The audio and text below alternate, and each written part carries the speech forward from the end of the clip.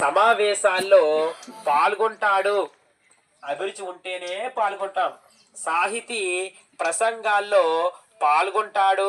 ఏమంటే అభిరుచి ఉంటేనే పాల్గొంటాం. వక్తృత్వ వ్యాస రచన పోటీల్లో పాల్గొంటాడు. అభిరుచి ఉంటే.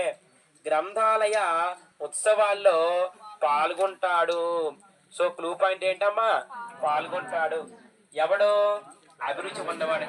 ఫర్ ఎగ్జాంపుల్ ఇక్కడ అలా బయట జరిగితే సాయంత్రం 6 గంటలకి మరి మెగాస్టార్ చిరంజీవి గారు వస్తున్నారు, ముగ్గురు హీరోయిన్లు వస్తున్నారు, కొత్తగా సినిమా లాంచ్ చేస్తున్నారు, అనౌన్స్మెంట్ ఉంది అంటే 6 గంటలకి మాస్టర్ ఫోన్ చేసి, సార్ సంక్రాంతి పండగ 6 వరకు చాలు సార్, అందుకంటే ఎక్కువ వద్దు సార్, మాకు భారంగా ఉంది సార్ అని చెప్పి అందరు కూడా జంప్. ఎక్కడికి? ఆ ఫంక్షన్ కి. ఎందుకు వెళ్తారు? దాని పట్ల మీకు ఏముంది? ఇక్కడ ఏం అభిరుచి? సాహితీ సమావేశాల్లో పాల్గొనడంలో అభిరుచి, ప్రసంగాల్లో పాల్గొనడంలో, వక్తృత్వ వ్యాసరచన పోటీల్లో పాల్గొనడంలో, గ్రంథాలయ ఉత్సవాల్లో పాల్గొనడంలో అభిరుచి ఉంది.